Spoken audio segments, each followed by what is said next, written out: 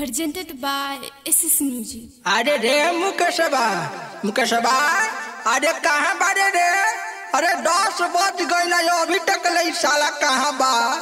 हाय देखो ई साला डेहरी के कोना में लुकाइल बा। तोरा पढ़े जाए के नहीं के टाइम भले रोज मैडम कंप्लेन करतारी लेकिन साला एकरा चार तीन टा कोनो बात ना पता नहीं जिंदगी में का करी। अरे बुढ़ऊ देखा तारा ई प्रश्न को लागल कहां से हमार दुख तू जानबा जाना तू पढ़ के चलावा एंगे बेड के कोना में लुकाइल बानी। हमार दुख हमरा लगन बा तारा लगे बा तार लगे मैडम कंप्लेन करतारी हमरा ऊपर का भी तो हम जानता नीनू। अरे ठीक है बुढ़बक बताओ तो क्या हुआ है?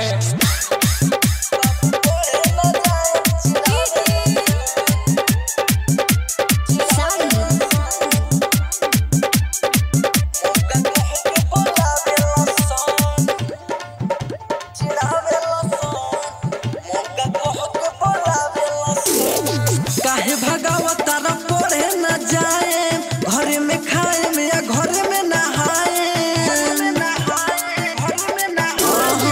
काहे भगावा तारा पढ़े न जाए घरे में खाए में या घरे में नहाए हम इज्जत नया पर लुटाए।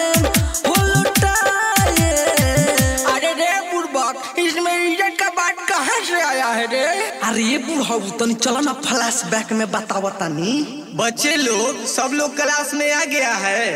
अरे तू अभी आवत रे चल अपन हाजिरी बताओ। सर जी मुकेश का मुकेश सर मुकेश।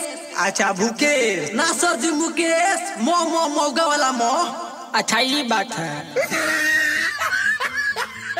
बाबू पढ़े ना हाँ पढ़े ना बाबू पढ़े ना जायम चिढ़ावे सन साला मौगा कह के बोलावे सन। बाबू पढ़े ना जायम चिढ़ावे सन मौगा कह के बोलावे सन।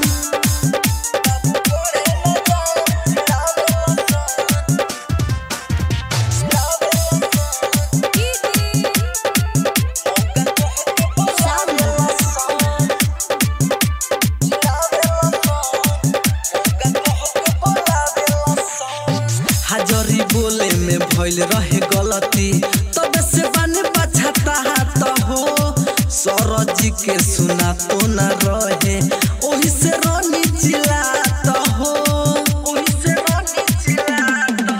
कोनो हाथ धरेला कोनो आँख मारेला साला वही में के बुझिए के शौक करेला लाज लागो त मुँह न देखाए हो देखाए।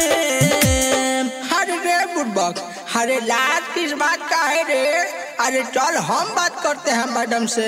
बाबू पढ़े ना हो पढ़े ना बाबू पढ़े ना जायम चिढ़ावे सन मौगा कह के बोलावे सन। बाबू पढ़े ना जायम चिढ़ावे सन साला मौगा कह के बोलावे सन। बाबू पढ़े ना जायम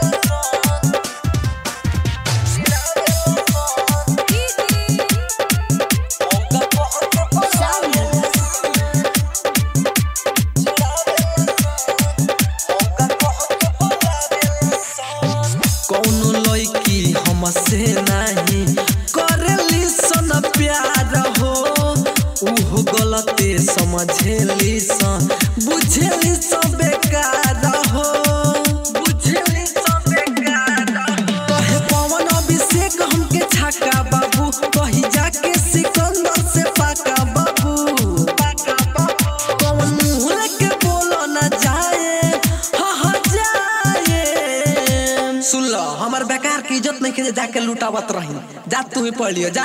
बाबू पढ़े ना हाँ पढ़े ना बाबू पढ़े ना जायम चिढ़ावे सन साला मौगा कह के बोलावे सन। बाबू पढ़े ना जायम चिढ़ावे सन मौगा कह के बोलावे सन।